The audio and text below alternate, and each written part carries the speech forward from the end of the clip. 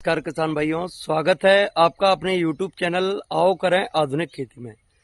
तो किसान साथियों, देखिए हमारी धान में बालियों के निकलने का समय है और हम किसान भाइयों ने धान में जो सभी महत्वपूर्ण लागत होती हैं वह सभी लगाकर अपनी अपनी फसल बना ली है। तो देखिए फसलें बहुत शानदार हैं।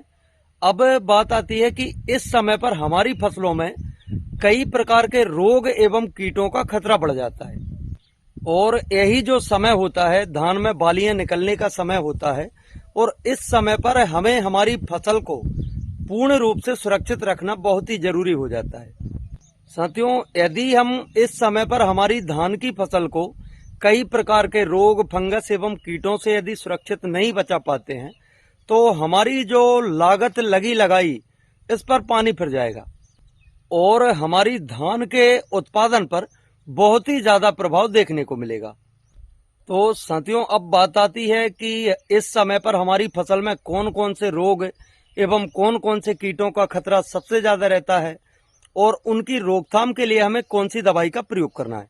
यदि हमारे किसान भाई जानकारी के अभाव में इस समय पर दवाइयों का छिड़काव करते हैं और यदि हमारी कोई सी दवाई फेल हो जाती है या उसका हमें रिजल्ट नहीं मिल पाता तो उसका भी हमारी फसल पर बहुत ही ज्यादा प्रभाव देखने को मिलेगा।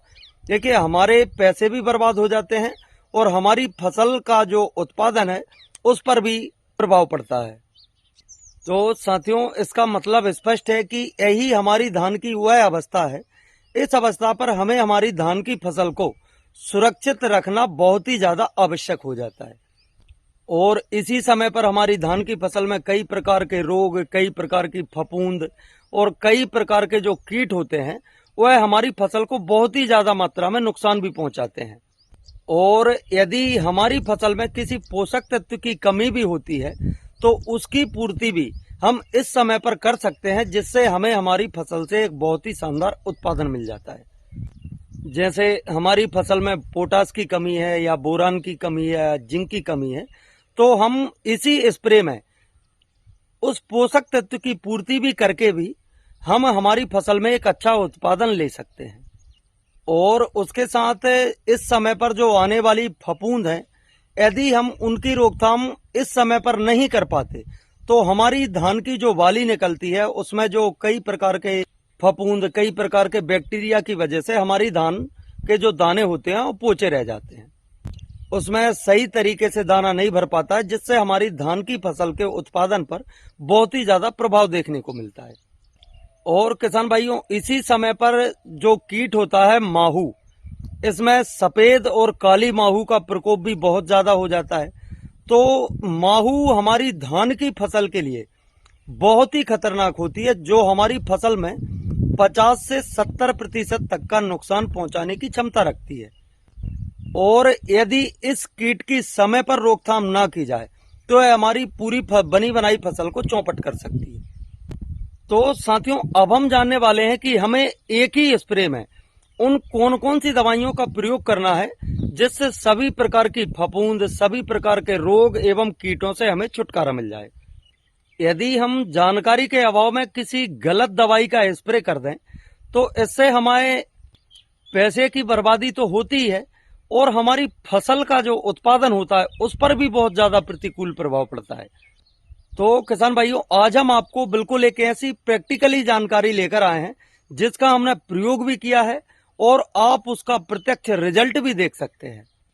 तो आइए जानते हैं हमने कौन सी समस्या के लिए कौन सी दवाई का प्रयोग किया है। इससे पहले यदि आप हमारे YouTube चैनल पर पहली बार आए हैं तो हमारे चैनल को सब्सक्राइब करें, जिससे हम आपको समय समय पर खेती किसानी से संबंधित सभी महत्वपूर्ण जानकारी उपलब्ध करा सकें।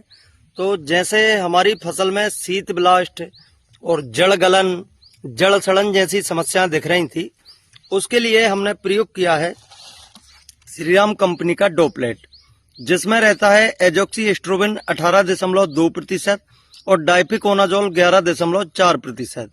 यह आपकी फसल में सभी प्रकार के फफूंद जनित रोगों पर काम करता है।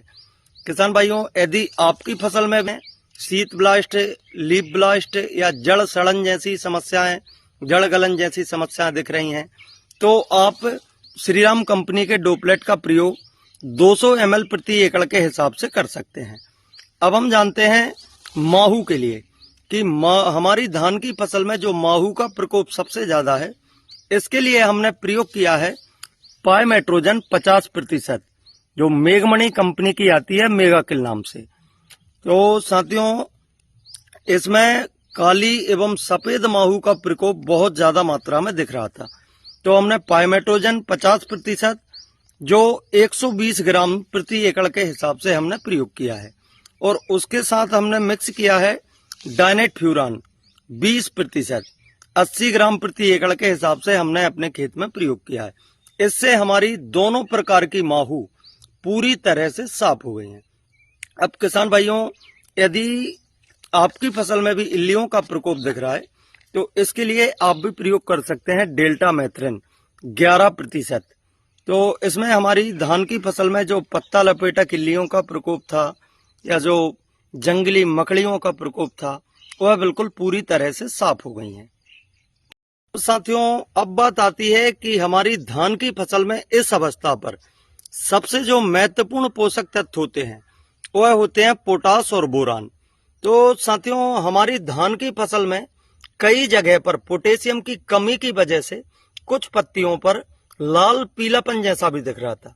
तो इसके लिए हमने जो साविल कंपनी का जेलमैक्स आता है, इसका प्रयोग किया है।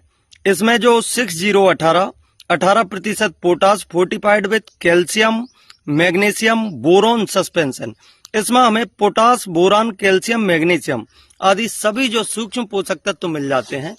यह हमारी धान की फसल में इस अवस्था पर बहुत ही ज्यादा महत्वपूर्ण होते हैं। यदि साथियों आप भी चाहते हैं आपकी धान की फसल में एक अच्छा उत्पादन मिले, तो आप इस साविल कंपनी के जेलमैक्स का प्रयोग 250 ml प्रति एकड़ के हिसाब से अपने खेत में कर सकते हैं। तो किसान भाइयों, आज की वीडियो में इतना ही। जानकारी अच्छी लगे तो वीडियो को लाइक और अपने अन्य किसान साथियों के साथ शेयर करें। धन्यवाद। जय श्री राम।